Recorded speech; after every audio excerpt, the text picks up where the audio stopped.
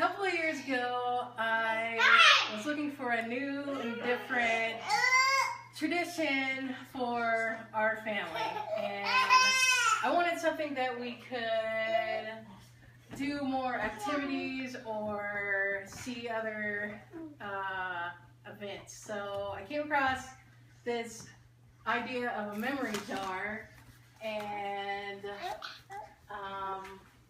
so when we started doing these memory jars and putting the memories in there, as we started seeing our jar fill up, we wanted to do more and more memories or activities. And this goes along with the principle of the endowed progress effect, where you have a goal and you can see yourself progressing through that goal. And an example of that would be when we were younger. Me and my brother had this chart where my mom would make us get 10 stickers before we could get a reward. So every time we would add a sticker, it made us want to do more things, so then we could get that reward. So before I go into more detail, I want you guys to think of your favorite family memory, any memory at all. And I want to say memory is our ability to encode, store, retain, and subsequently recall information and past experiences in the human brain. And since we're born, we're making memories no matter if we realize it or not. And if you like this idea of a family jar, I'm going to show you how to create one. You can get an empty container or jar. You can decorate it, label it, whatever you want. Or you don't have to do that at all. You're going to put it in a place where you see it most often, like your TV stand or in your TV in your kitchen, so it reminds you to go out and do something active. Then you're going to write each memory. So what I do is I type it up because I really have bad handwriting, so it looks better this way. And then I put the month and the year, and then as the month goes by, I add a different event. So we went to a pumpkin patch with my sister-in-law and her family, and I remember that my niece and nephew had these little radio flyer carts, and we would put our pumpkins in them and just roll them up to check out. And after we did that, we got some hot chocolate and we watched them run around and play on the bouncy house. And then what I also do is put the number of the month on the outside of the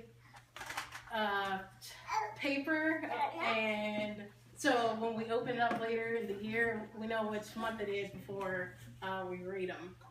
And then on New Year's Eve, we put all the memories out, and it could be 1 memory or 10 memories in each month, and we'll just take turns reading each memory. So now that we know how to make a memory jar, I want you to think about the characteristics of memory making. So think about the memory I asked you earlier and notice if any of these characteristics are in this memory. So the first one is usually around loved ones, so your spouse, child, grandparents. The second one, it usually takes time. So, for example, when we went to go visit my brother and wife in New York over Christmas, we decided to go at this pizza place, and it was over an hour wait, and we had to wait outside. So instead of just standing around, we decided to play a game, and it actually was more fun playing the game, waiting in line, instead of eating in the restaurant. The next thing is doing different adventures. So what I said earlier, going pumpkin picking, because you'll only do that once a year if you go pumpkin picking. And then events can be planned or unplanned.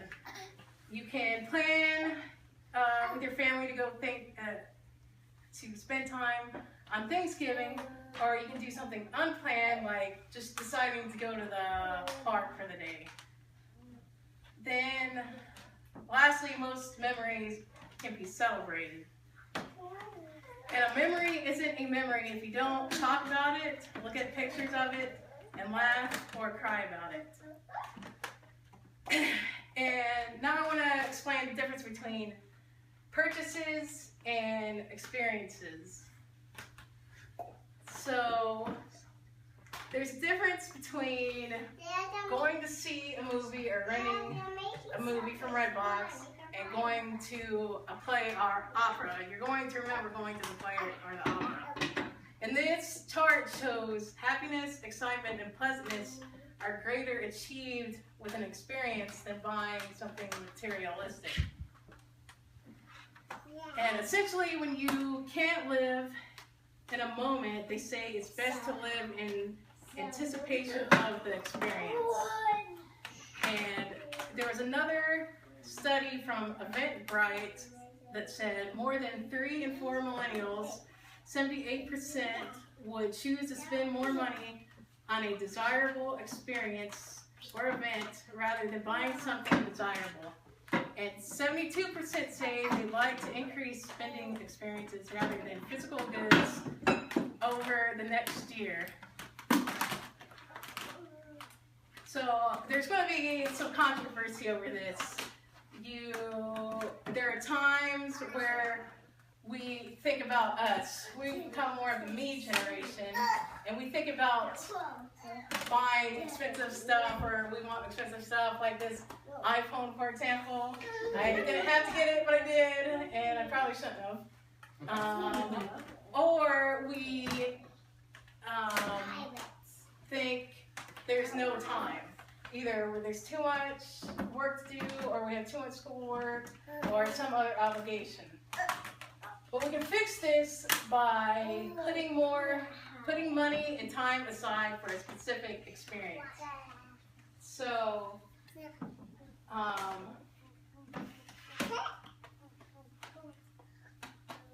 so we can either put it toward a trip, or we can put it toward going to play putt-putt. And you don't necessarily even have to spend money. You could get together with friends or family and play games, or have a meal together, or anything like that.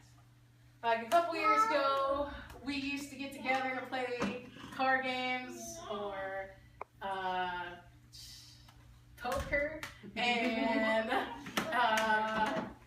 that was really entertaining and interesting to see how everyone would react.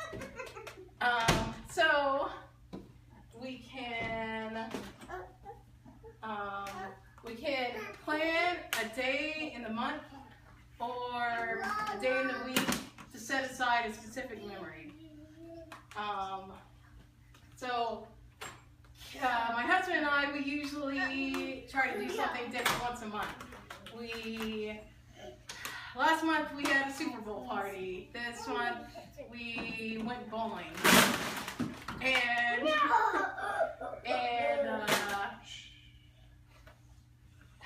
Or we just spend time with family. We celebrate birthdays, anniversaries, holidays, or just because we want to be with them. And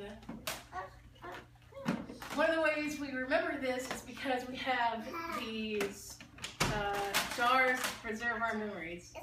And I just want to end with challenging you guys to try to do something different once a month for the rest of the year, and write down that memory after you do it. And on New Year's Eve, open those those memories and see what you've done throughout the year. Let me have it. Thank you.